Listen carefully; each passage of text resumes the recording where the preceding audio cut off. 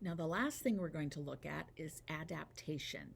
And adaptation is changing to fit your surroundings, adapting to it. So I've got some pictures here again, rabbit, a whale, a reindeer, and they have very different ways of adapting.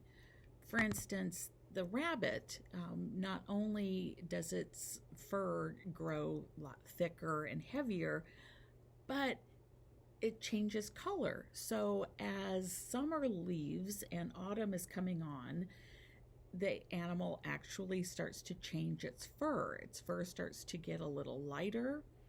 Then by the time winter comes, it has grown a brand new white fur coat. And that's to help it blend in to its environment and help it protect itself from predators. Makes it harder for other animals to see it. So it grows much thicker fur to help keep it warm, and also the fur is a different color to protect it.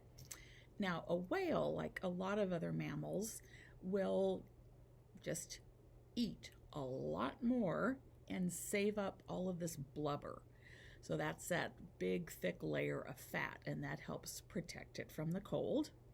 Now, there are some mammals, some sea mammals that will migrate, but there are other ones that just stay where they are and they need that extra layer of fat.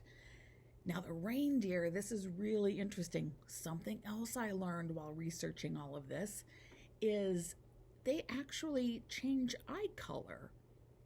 So because where they live, it stays dark pretty much most of the day because they're so far north that their eye color changes from kind of this golden color for the summer months to this deep, deep blue.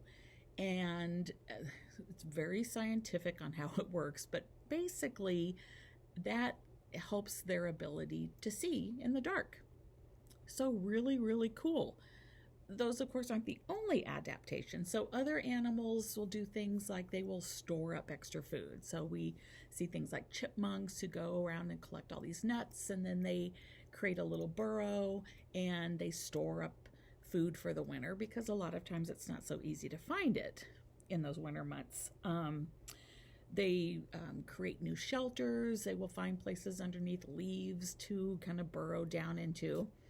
They don't hibernate, but just for when they're sleeping, they have a place that kind of protects them. They cover themselves up with leaves or, twigs or pine needles or something.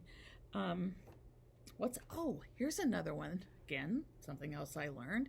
So the red fox is one that during most of the year, it eats things like fruit, certain insects.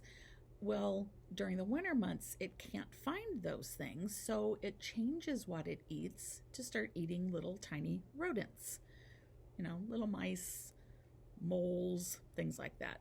So really interesting. So what do we do to adapt to the cold? Can you think of something maybe you do as it starts getting a lot colder? Maybe you can tell me about it in a Flipgrid.